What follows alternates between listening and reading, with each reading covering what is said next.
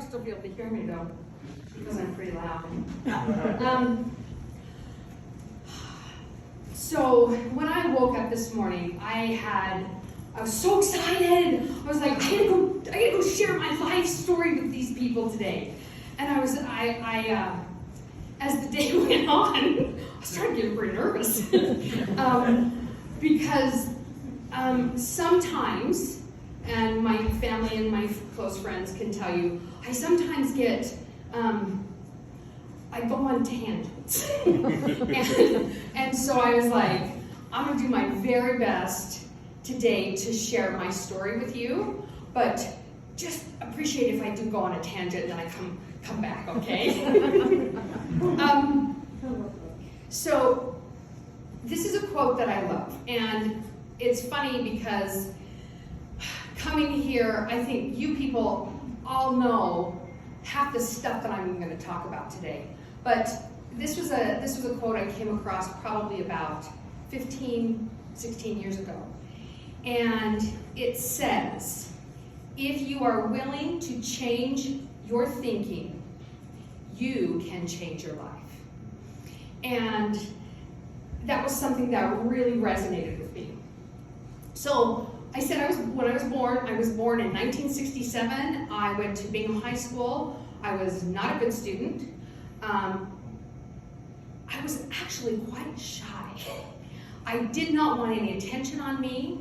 I didn't want the teacher to call on me. I wanted to focus and have school and go under the radar.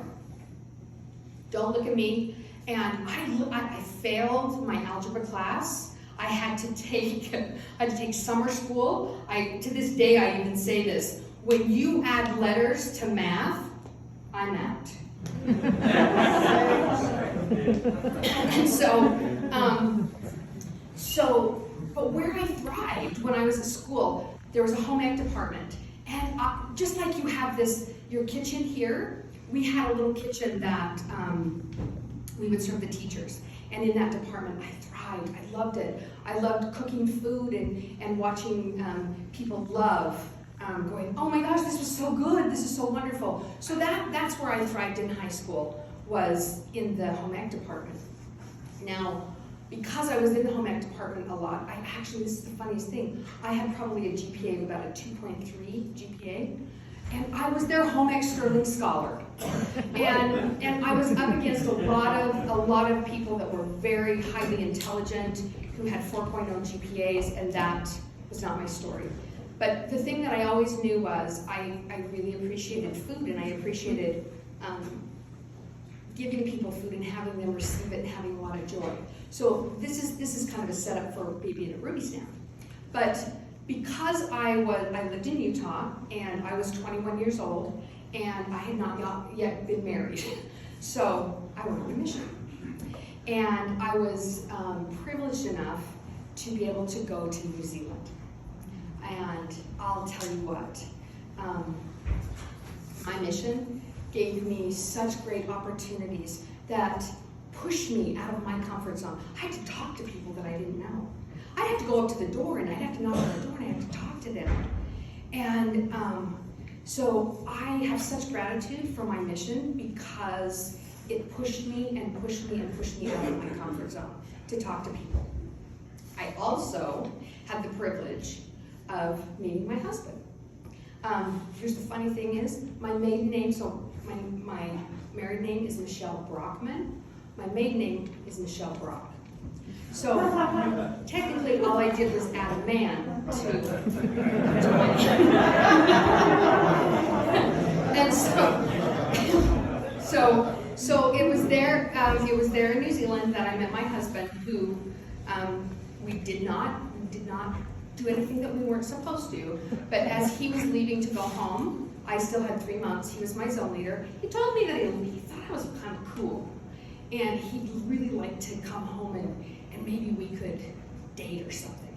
And we did. We dated for about a couple weeks, and we were engaged and married about 3 months later. So in 1990, we got married. We had our first daughter in 1991. And then about 5 months later, I got pregnant. and we had our second child. We had a son. And then 5 months later, I got pregnant with my third daughter. And this daughter, actually, I had had a lot of back problems after having using epidurals during your pregnancy, delivering. And so we decided we were going to have a home birth. Like, we're going to get home birth so that I'm not even tempted to use an epidural, because then my back would go out. And so, actually, the day that my daughter was supposed to be born, my midwife came to the house and checked me and said, "You've got at least another week. That baby's not coming."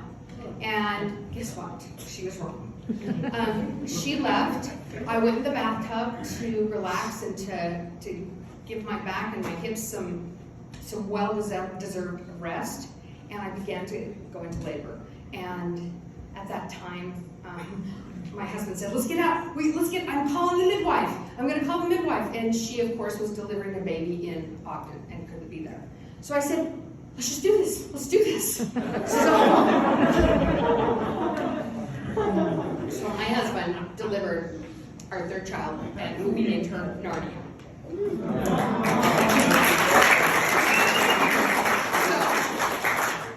Along with that, we decided we might get pregnant again, and so I got pregnant with my fourth child. And we'd already delivered Narnia. We might as well do this again. So we delivered Marcus. We had him at home in the bathtub. Again, Greg was the attending physician. And then finally, we got our last, which is my daughter that's here.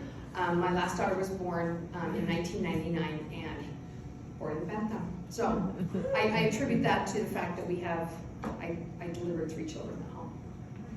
But, so we lived in a home. My grandfather built it. My father gave it to me and to my mom. My mom was living with us, and also my sister. And so my grandparents built this home, and this is the home that we lived in. Now, we lived in a home that had 10 people and 1 bathroom. So you talk about conflict resolution happens a lot in those kinds of situations. But I had this dream of, it was this dream of I'm going to be a mother, and that's who I am, that's how I'm going to identify. But as life took a turn for me, everything became repetitive. Every day I would get up in the morning and I would make breakfast, and I would clean the house, and I would make dinner, and it just repeat. Rinse and repeat, rinse and repeat, rinse and repeat, rinse and repeat. Everybody needed everything from me. I had chosen to have 5 children. And I was like, after probably my oldest was in about the beginning of junior high, I was not happy. I would get up in the morning and I would be like, what is my purpose in this life? Just to take care of people? I would be passive aggressive. My kids would say to me, my husband would say to me, "Are you mad at something? What are you mad at?" "I'm not mad at anything."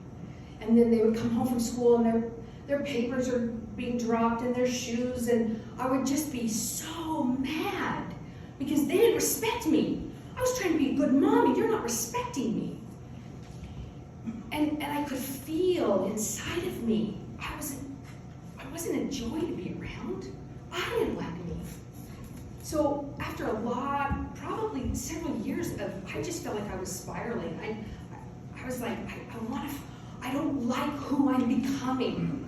I don't like who I'm becoming. And thank God Oprah Winfrey was that was my escape. I would go and I would be like, I'm going to go watch Oprah. And Oprah introduced me to amazing self-help people that were out there.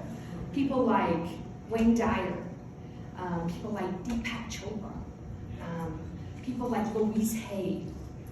And I was like, okay. And that's the first time that I heard that quote. If you are willing to change the way you think, you can change your life. And I wanted to be happy. Let's get some water. So there was a book by Joshua Metcalf. It's called Chop Wood, Carry Water.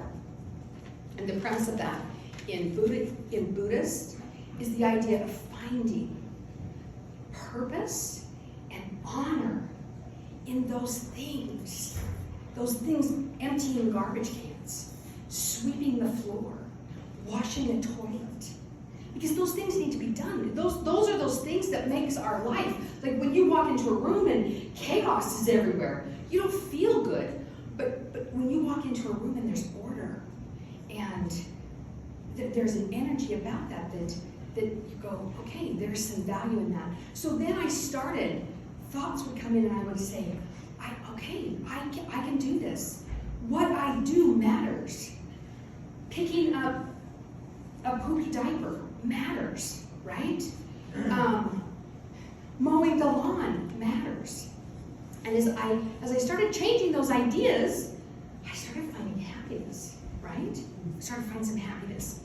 And I say happiness, but joy, right? Because happiness is that's such a figure. Am I happy with a new car? Could I be happy with a new house? But joy is in that moment, in the moments, right? Those precious moments when you see the sunrise, and that's the stuff that really feeds our soul. So I was heading down this good. I was like, yeah, things are going good. Life is doing good for me, and I decided to do some volunteer work in my kids' school. And I got involved in the PTA program. I don't know if PTA, Parent-Teacher Association, and parents come in and they help with kids and parties and stuff. And I enjoyed that. It was volunteering, it was giving back. I helped with early morning reading with kids who were struggling with reading. And I find a lot of satisfaction in that. Well, as my children were getting to move into high school, we were privileged to find it's a charter high school, it's called Ames. And Ames is called the Academy for Math, Engineering, and Science. Now, Ames is amazing because they take kids who don't come from privilege, who maybe this is none of their family had ever gone to college, and they put them together and they gave them the support. They gave them the community that could help them be successful in life. And there were so many students that I had the privilege of being able to meet with and talk with and hear their stories. So I loved doing that, the volunteer work. Well, the time came that they said, we would love for you to be the PTA president. And I said, okay. But that also comes with, we have a running board. And I'm not sure you guys have a board that runs your facility. So it's like that. There's like the board of trustees. And being a board, as the PTA president, you are the board chair. It means you're in charge. And I was like, I'm in charge? And I remember going to my very first board meeting, and I'm sitting in this room, and in this room is this big table. And in this table I've got the head of the science department of the University of Utah, owners of businesses in our community. I had people that had resumes and PhDs and master's degrees, and these resumes that I'm sitting there, and I'm in charge. And I remember sitting there being very, very, very quiet, and they're contemplating problem solving, right? Because that's what we do, solve problems. And as they were talking about problems to be solved, he literally is the head of the department up at the University of Utah of their science.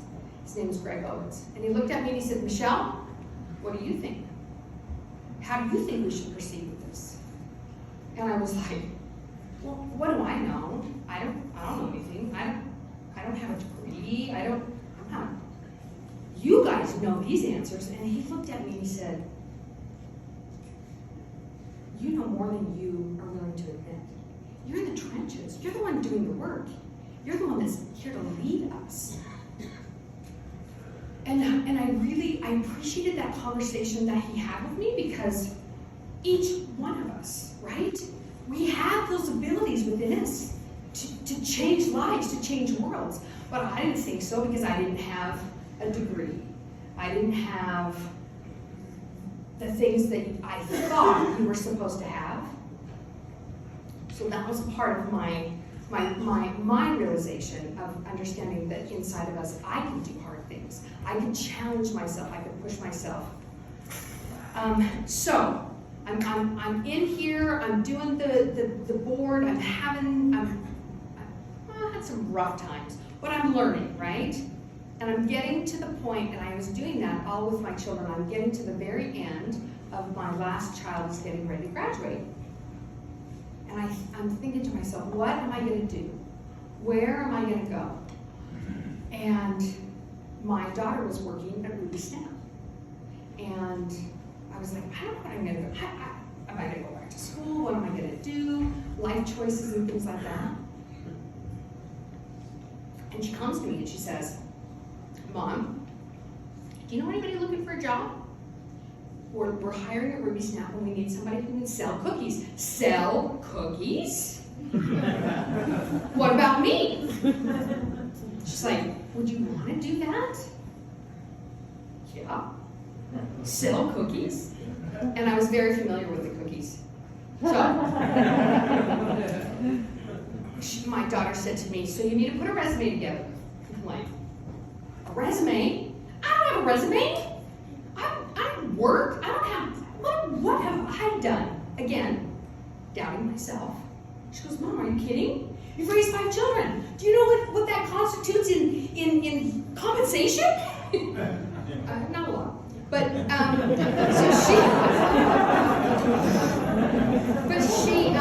she helped me build this resume. And so I remember I was very nervous. I'm going into this amazing cookie shop. And I sit down in front of, which is now my boss and my friend Tammy. And I sit down in front of her and she says to me, so what I need is I need somebody who is not afraid to work hard. Yeah, I can work hard. I've been working on this chopping wood, carrying water thing. I find a lot of value in that kind of stuff. So I'm working on that. And then she says, I need somebody who is intrinsically joyful.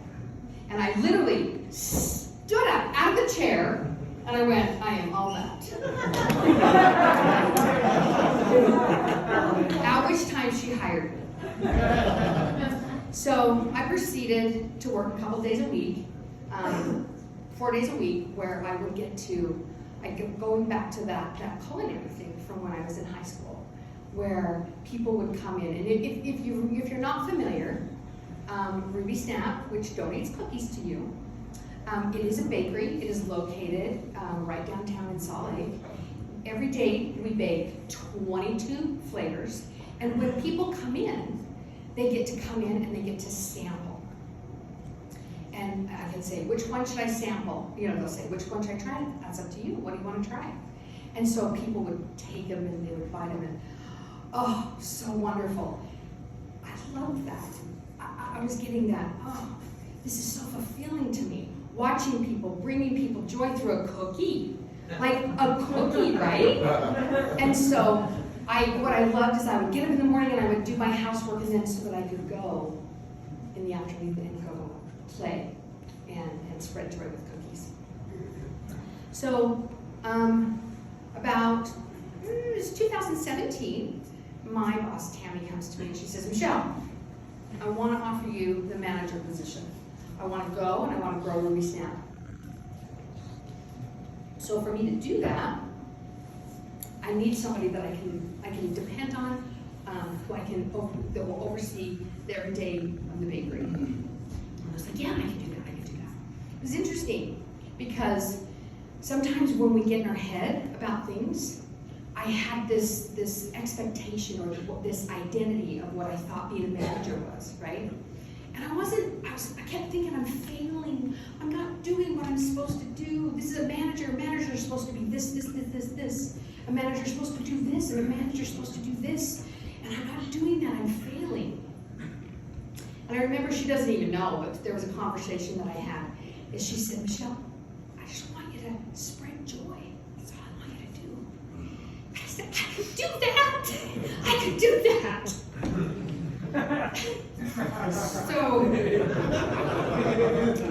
now, we cut to April 15th, 2018. My youngest son, his name is Marcus. He was 6 and 9. He was born with a degeneracy. And he walked through life every day with a lot of pain. He was told that when he turned 18, he would get a full hip replacement. But because of his size, there was not a doctor out there that would touch him. So, April 15th, he took a gun, and he took his life. My life changed in a way that I cannot even express to you. As the police came to our house to tell us what had happened, I remember crying, like you hear an animal, that guttural pain. And because the police had come at 6 o'clock in the morning, because they had found him in his apartment, of course I had to go to the bathroom because we had something to do in the morning. I said, I gotta go to the bathroom. And as I went in and I sat down to pee, it's true. I am crying uncontrollably, and I hear something. Mom, Michelle.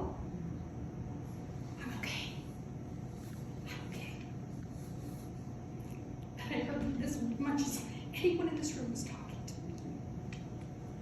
So, going through that pain, right? Like, how do you find joy? How do you dig in and find joy when you've experienced this loss?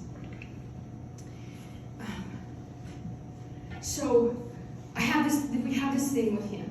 He's our bear. He is this bear, and we've had amazing. His siblings have had interactions with bears. And we know he's there. But for me personally, I've had feathers. I find feathers all the time. And I know that's him. I know he's with me. And I remember the first day I was headed back to Ruby's Nap. I was going back to Ruby's Nap after I had been gone for several weeks. And I said, I don't know how I'm going to do this. How am I going to go into the bakery and talk about cookies when I no longer have my son? And I heard a voice say, "You're going to do it with me, Mom." So I had more amazing people come to me. People with loss, people who have lost sons, people who had lost parents, people who had lost children, and they would come to the bakery, and they would be coming to buy cookies for their life celebration. And I would say, "What are you buying cookies for?" Or I lost my cousin. And I would be able to have these conversations of going, I'll tell you right now, even though the stars, you can't see them, they're there. They haven't gone anywhere. They're still there. And so I knew I could give comfort to people, and in giving people comfort, I could give myself comfort. So I felt as though, okay, it took several years, but I'm starting to get back. And every day I see the feathers. I can't even tell you. I'll be going around sweeping, and there's a feather, and I'm like, "I see you, buddy. I see you. I know you're here." So then, I'm going along life, right? And one of the things I was brought to a book. It's by Robert Holden and Louise Hay. The name of the book is called Life Loves Me. And as I started reading about that book, it talks about life loves us all. Life loves us all. And you go, how can life love me? Are you kidding? I don't have a job. Life isn't loving me. Life hates me. Life sucks. How many of you have heard life sucks? I hate it all the time. And as I'm reading this book and I'm taking this in, It's the idea of this planet. This planet. Do you know how close proximity it is to the sun, the moon? It's perfect. It's this perfect planet. And there's not one thing on this planet that has been hauled in. We created it. We created it through hard work, through ideas. This is all about life.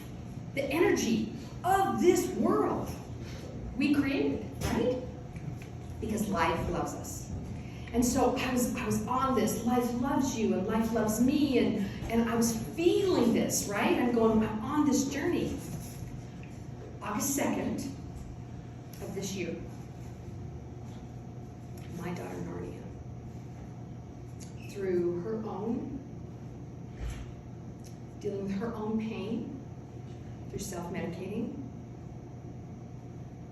she decided to leave this planet. So cut to my other side academy, my friend Clay. Again, I was at work and found out that she was no longer breathing, she was no longer alive. I can't do this again. I can't do this again. Like you tell me you love me, I can't do this again. So in the depths of my sorrow, as we're going through all of her things, trying to figure out what we're going to keep, what we're going to give away. And she has this apartment full of furniture, and I'm like, everything has to be out. Because you have to do logistics. People don't tell you that. You're in grieving, and you have to do logistics. You have to make decisions about bank accounts and cars and things like that. And I'm sitting at home, and I think, oh, the other side academy. I can call the others. They have a moving company. And so I call, and I say, I'm looking, I need some furniture moved. And they're like, well, I said, I need it done today or tomorrow. They're like, I'm really sorry, we're really busy. But we can schedule you in about 2 weeks. I'm like, that's okay, that's all right, I appreciate it though. And couldn't have been more than 10 minutes later. I look at my phone, and I see a phone call from Clay from the other side academy. And I pick up the phone, and he says, Michelle, what do you need? What can we do to help you? And I'm blown away. I said, I've got to get all this furniture out. And he said, when do you need to be there? And I said, today? Half an hour. Give me the address, we'll meet you there. And so I pull up, and I see this truck with these beautiful faces. We're standing around saying, what can I do? What can I do to help you? To help you in your sorrow? And I watch these men come in with boxes and work like, damn, half an hour. Have it all done. And then they left me a precious little thank you and a precious little note that says, we love you.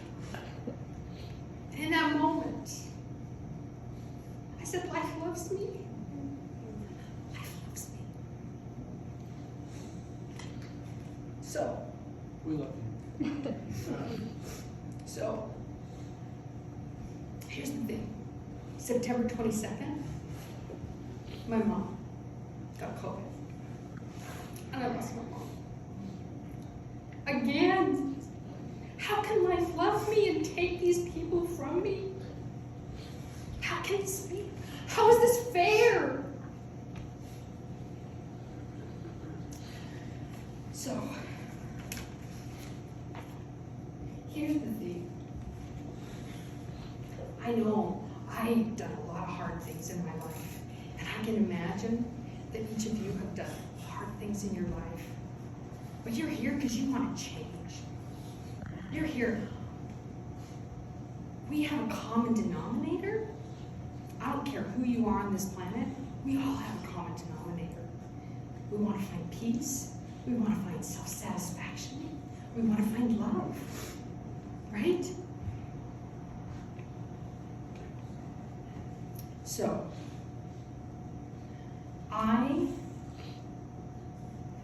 this is a little cute concept that I look at every day. Today is January 19th, 2022. This day will never happen again. It'll never happen again. So tomorrow is a new day. It's always new. Every day we get to choose. So as I'm talking to you, I'm talking to myself. Every day I get to choose. I get to choose how I'm going to react when somebody cuts me off in traffic. I get to choose when somebody disrespects me. I get to choose how I react when I lose a son. I get to choose that. But I'm responsible for how I choose that. So, here's the thing. We gotta find the joy. We have to find the belief that life is worth every second that we are breathing. In, out. It's flow. There's up and down.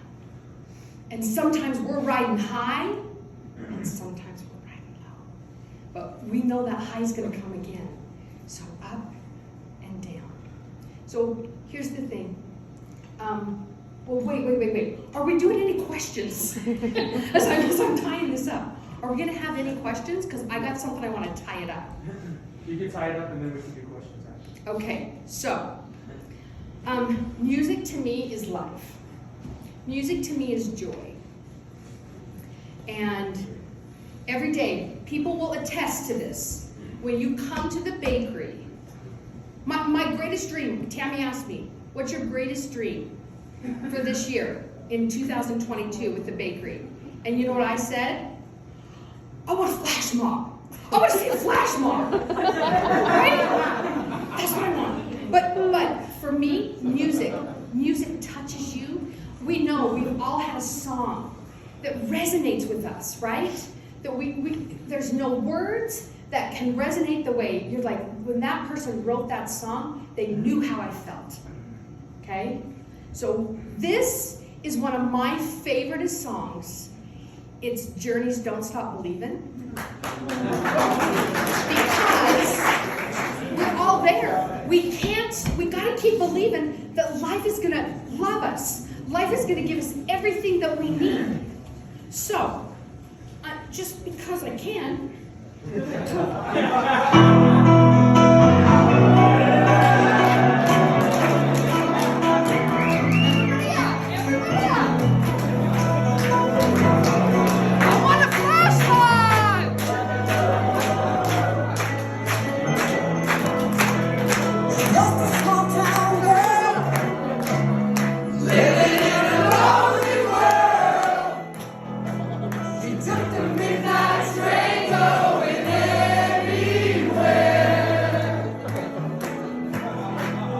Just to see